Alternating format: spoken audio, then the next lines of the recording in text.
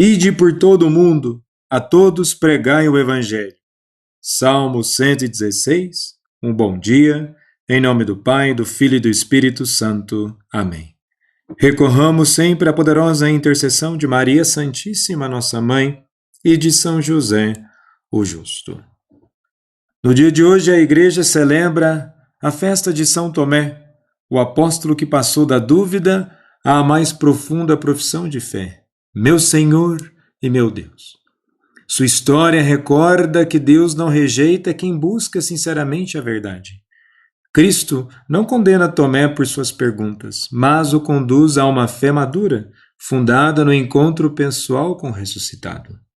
E liturgicamente essa festa nos convida a compreender que a fé cristã não é um sentimento cego, mas uma resposta ao testemunho dos apóstolos e ao encontro vivo com Cristo na palavra, nos sacramentos e na comunidade da Igreja. Tomé representa todos aqueles que desejam compreender para crer, mas que descobrem que a verdadeira certeza nasce da experiência da presença do Senhor. E a liturgia de hoje une duas imagens poderosas.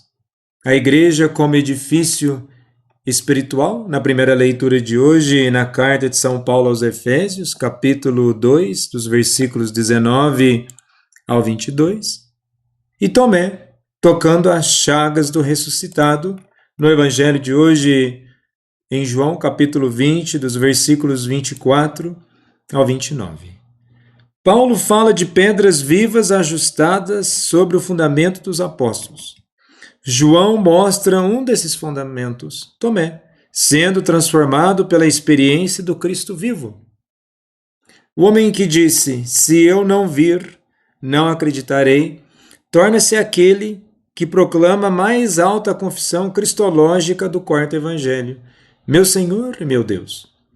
A dúvida de Tomé não é simples incredulidade superficial. É a crise de quem ama e sofreu. Ele viu a cruz, viu o fracasso aparente do Messias e não quer construir a vida sobre uma ilusão. Sua exigência nasce da ferida do coração. E Cristo, em vez de humilhá-lo, entra na sala fechada e oferece as próprias chagas como resposta. E devemos entender que o Evangelho de João foi escrito para comunidades no fim do século I, provavelmente na região da Ásia Menor, que enfrentavam perseguições, expulsão das sinagogas e a ausência física de Jesus. O relato de Tomé responde precisamente a uma pergunta dessas comunidades: como crer sem ver? E o texto possui uma estrutura cuidadosamente construída.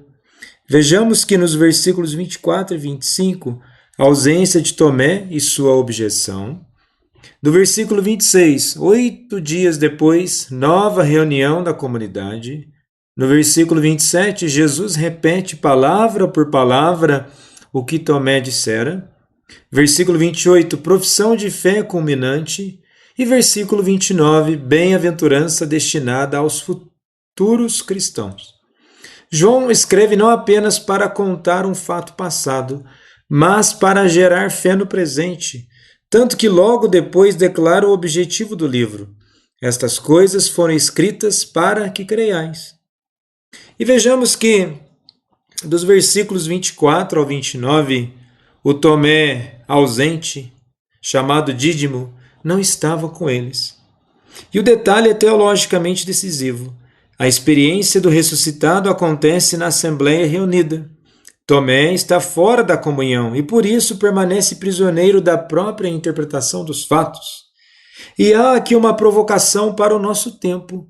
Muitos querem Cristo sem igreja, ressurreição sem comunidade, fé sem corpo eclesial. João afirma o contrário, o ressuscitado se manifesta no meio dos irmãos reunidos. Infelizmente, muitas vezes, principalmente por causa das redes sociais, há pessoas que seguem um Cristo totalmente desconfigurado, muitas vezes não apenas por culpa delas, mas o que é somente apresentado para ela de forma ideológica. Jesus não é uma ideologia. Jesus não é um segmento superficial, é uma experiência de vida. E por isso que de tantas vezes o cristianismo ele vai sendo fragmentado e distorcido na sua essência de mensagem. E no texto há uma exigência de ver. Se eu não vir, se eu não puser o dedo, não acreditarei. No grego, o verbo pisteuzo aparece em forma enfática. De modo algum acreditarei. Tomé exige evidência tangível. Curiosamente, João já havia apresentado outros personagens em busca de sinais. Nicodemos, no capítulo 3, a samaritana, no capítulo 4, os discípulos após a multiplicação dos pães, no capítulo 6. O evangelista conduz todos a uma mesma verdade. Os sinais são portas. A fé é encontro pessoal. E temos, ali no versículo 27, as chagas gloriosas. Põe aqui o teu dedo, estende a tua mão. Jesus ressuscitado conserva as marcas da paixão. A glória não apaga as feridas, transfigura-as. Os padres da igreja viram nisso um princípio decisivo. O ressuscitado permanece o crucificado. Não há cristianismo sem cruz, mas também não há cruz destinada ao absurdo. As chagas tornam-se sacramento da vitória. E vejamos que, filosoficamente, isso responde ao problema do sofrimento. O Evangelho não oferece uma explicação abstrata do mal. Oferece um Deus ferido. O cristianismo não diz apenas há sentido apesar da dor, mas diz Deus entrou na dor para transformá-la por dentro.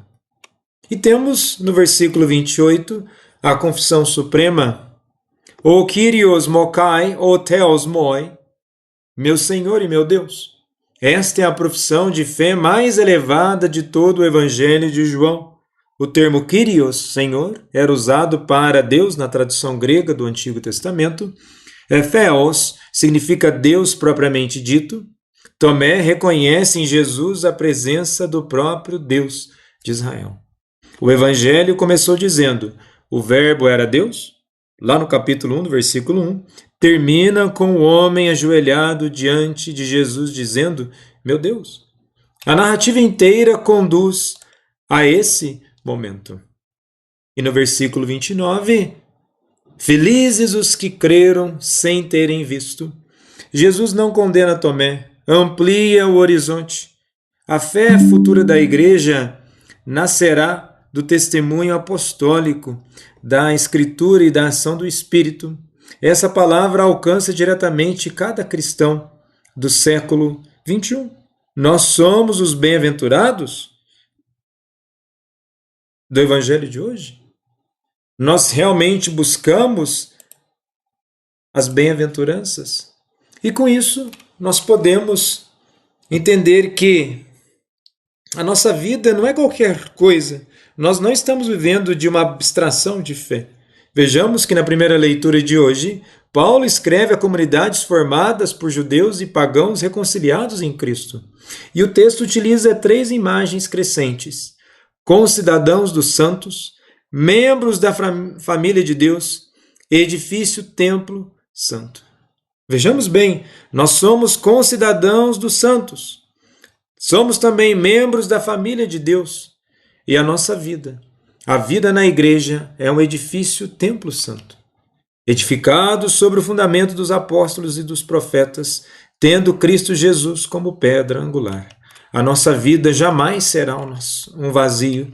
Tudo aquilo que nós fazemos é uma volta contínua com Deus e nós não voltamos sozinhos. Nós temos a caminhada com irmãos em um mundo onde muitas vezes quer nos puxar para um individualismo egoísta. Nós temos aqui a dimensão que a descoberta de fé também é uma caminhada comunitária. São Tomé, rogai por nós. Jesus, manso e humilde de coração, fazei o nosso coração semelhante